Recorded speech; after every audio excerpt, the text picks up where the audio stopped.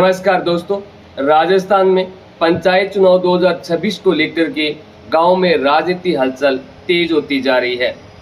आरक्षण की तस्वीरें सामने आने के साथ ही संभावित उम्मीदवारों ने अपनी अपनी तैयारियां जोरों शोरों से शुरू कर दी है। ऐसे में सबसे बड़ा सवाल ये भी है, क्या इस बार राजस्थान के गांव की राजनीति में युवाओं की भूमिका है वो कितनी महत्वपूर्ण होने वाली है। क्या युवा है वो सिर्फ वोटर बन के रहेंगे या फिर खुद चुनाव में मैदान में उतर करके गांव की सरकार का हिस्सा भी बनेंगे। पंचायत चुनाव है वो सिर्फ एक जीतने का मंच नहीं है। गांव की सड़क है, पानी, नाली, स्कूल, स्वास्थ्य सुविधाएं, रोजगार, डिजिटल सेवाएं, सरकारी योजनाओं का असर है वो सीधे ग्रामीण जीवन पर पड़ता है। और इन समस्याओं को सबसे करीब से समझने वाली पीढ़ी आज का युवा है। युवा अगर पंचायत के नेतृत्व की भूमिका निभाता है तो वह परंपरागत राजनीति के साथ साथ शिक्षा, तकनीकी, रोजगार और पारदर्शिता जैसे मुद्दों को प्राथमिकता दे सकता है। आज का युवा सोशल मीडिया के दौर में राजनीति को पहले से कहीं ज्यादा करीब से देख रहा है। गांव की समस्या है वो अब केवल चौपाल तक सीमित नहीं रहती है। सड़क खराब है, पानी की समस्या है या फिर सरकारी योजना का लाभ नहीं मिल रहा है।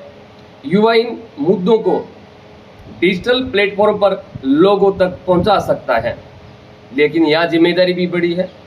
फेक न्यूज, अफवाह और बिना जांचे आरोपों से बचना होगा। युवा राजनीति में आए तो मुद्दों पर बात करें, व्यक्तिगत विवादों पर नहीं।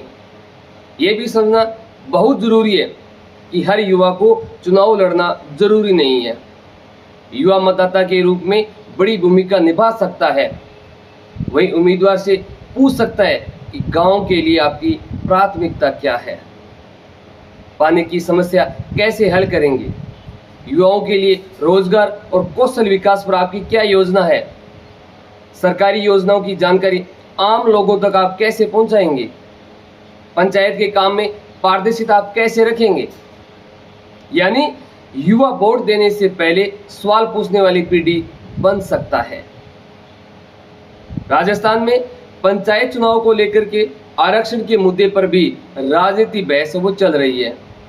हालिया रिपोर्टों में ओबीसी आरक्षण के आंकड़ों को लेकर के सत्ता पक्ष और विपक्ष के बीच में आरोप प्रत्यारोप सामने आए हैं।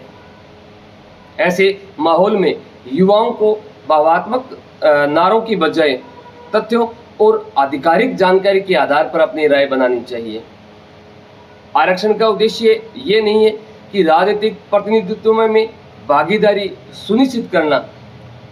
इसलिए जिस वर्ग या क्षेत्र के लिए सीट आरक्षित हो वहां योग्य और जिम्मेदार उम्मीदवार सामने आना भी महत्वपूर्ण है।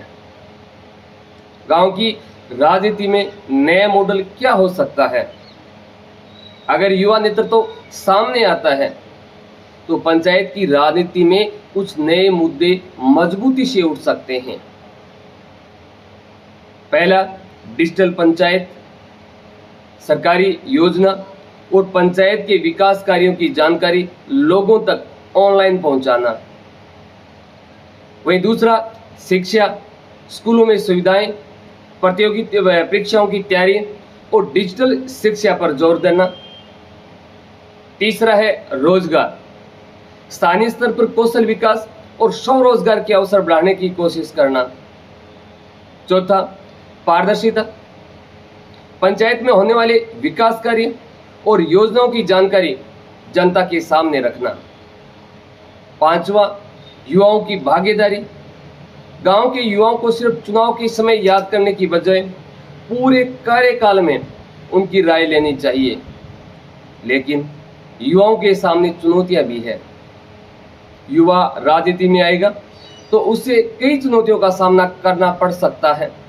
परिवार और समाज का दबाव, आर्थिक संसाधनों की कमी, राजनीति अनुभव की कमी और स्थानीय गुटबाजी जैसे परिस्थितियां मुश्किल पैदा कर सकती है। इसलिए सिर्फ युवा होना पर्याप्त नहीं होगा। युवा नेतृत्व के साथ साथ अनुभव, समझ, धैर्य और ईमानदारी भी जरूरी है। मेरी नज़र में राजस्थान के पंचायत चुनावों में युवाओं की सबसे बड़ी भूमिका ये भी हो सकती है कि वे जाति और व्यक्तिगत रिश्तों से ऊपर उठ करके विकास के मुद्दों पर मतदान करें। किसी उम्मीदवार की उम्र कम या फिर ज्यादा होना उसकी योग्यता का प्रमाण नहीं है। असल सवाल होना चाहिए कि वह व्यक्ति गांव के लिए क्या कर सकता है। क्या वह लोगों की बात सुनेगा? क्या वह पंचायत के काम पारदर्शिता रखेगा? क्या वह सरकारी योजनाओं का लाभ सही लोगों तक पहुंचाने की कोशिश करेगा? और हाँ, सबसे महत्वपूर्ण, क्या वह 5 साल बाद भी जनता के बीच दिखाई देगा?